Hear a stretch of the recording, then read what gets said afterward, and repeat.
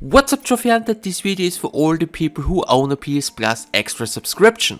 In this video I want to show you 10 games you should definitely play. And yes, of course I will also show you the platinum difficulty and time for each game. So if you currently have a PS Plus extra subscription, you need to check out the following games. Numero Uno is Kena Bridge of Spirits. This is a story-driven action-adventure game. The game requires 2 playthroughs to unlock all the trophies. The only missable trophies in the game are basically just the combat related trophies because there are limited enemies. The only tough trophy in this game is completing the game on master difficulty.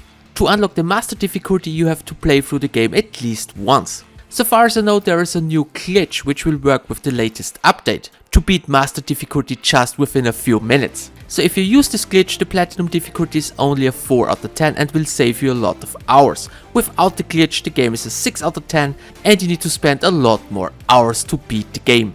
Second game on my must playlist is Ghost of Tsushima.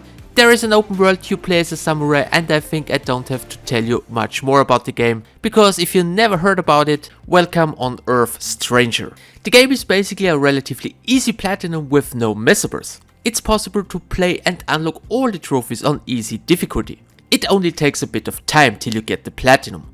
The game also supports cross-save, so it's possible to auto-pop all the trophies from PS4 to PS5. I highly recommend give the game a try. I think game number 3 is a bit of a hidden gem.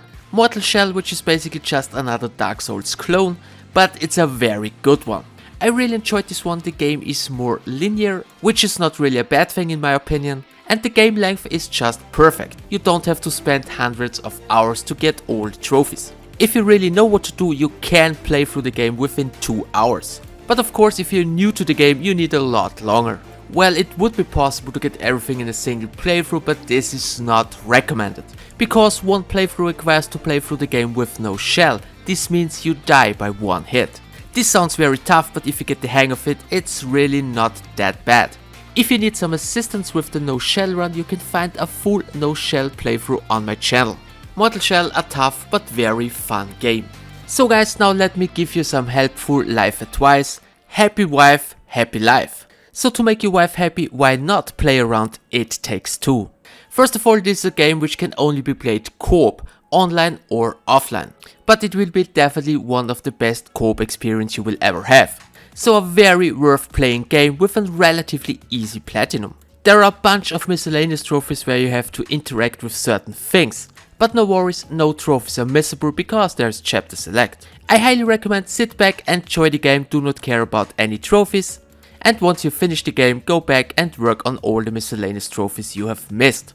So the next game on my list is Scarlet Nexus, which is an action RPG game. This one is another super fun game, especially the combat is great. The platinum is very easy. It just takes a bit of time. To get all the trophies you need at least 2 playthroughs.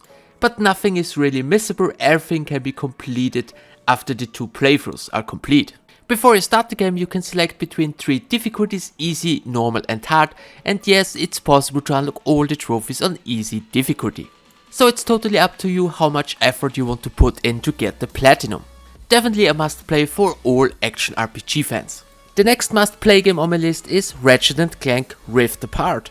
This one is a very easy and quick platinum game. One playthrough takes roughly 8 hours, and you need another 2 to 3 hours for doing other trophy related things. Everything can be done on the easiest difficulty and nothing is missable, because after completing the game you can still free roam back to all the planets. Well, technically there is one trophy you can miss, but it's almost impossible. You need to kill 5 specific enemies called the Grunthors, but it's very unlikely that you miss this trophy.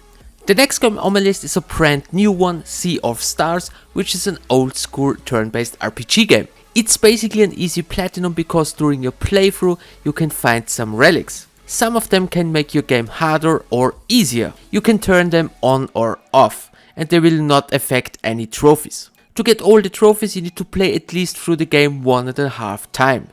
There are no missable trophies, but one trophy called What a Technique requires to start a new game plus. So I suggest unlock all the other trophies before going for the What a Technique trophy. The next game on my list is another co-op banger, Teenage Mutant Ninja Turtles Shredder's Revenge. I highly recommend do not play this game solo, play it online co-op or offline co-op. There are multiplayer trophies, but technically it would be possible to do all of them offline. It's necessary to play through the game several times to get the platinum. Overall, this is not an easy platinum because you need to play through arcade on hard, or you need to defeat Super Shredder without getting hit. But there is an exploit. For example, you can join someone online who is fighting against Super Shredder, and before he hits the final blow, you can join and you will still get the trophy for defeating Super Shredder without getting hit. And this method also works for the hard difficulty. The next one is The Last Guardian, a beautiful adventure game. Well, but probably a nightmare for trophy hunters. Because the game has 24 trophies and 23 trophies are basically missable. And there is a speedrun and a no death trophy. But you can make backup saves via cloud or USB to make these two trophies a lot easier. So if you're looking for some quick trophies, this game is definitely not for you. But if you're looking for a great adventure game with a deep story about friendship, give the game a try. And the last game who deserves a mention is Wreckfest. The game is an action arcade racer, and unfortunately there are too few of them. I'm a huge fan of the genre and I hope Wreckfest 2 is not far away. Trophy wise, it's on the easier side, there are no missable trophies, and most of the trophies will unlock just by playing through the story. Unfortunately, there's one annoying multiplayer trophy: you need to win 20 events in multiplayer. But this can easily be boosted online with another buddy. Like I said before, most of the trophies will unlock just by playing through the story, so you don't really have to care much about the trophies, just sit back and enjoy the game. So guys, these are the 10 must play games if you own a PS Plus Extra subscription. If you have any other personal favorites, let me know it in the comment section below. I hope you found this video useful.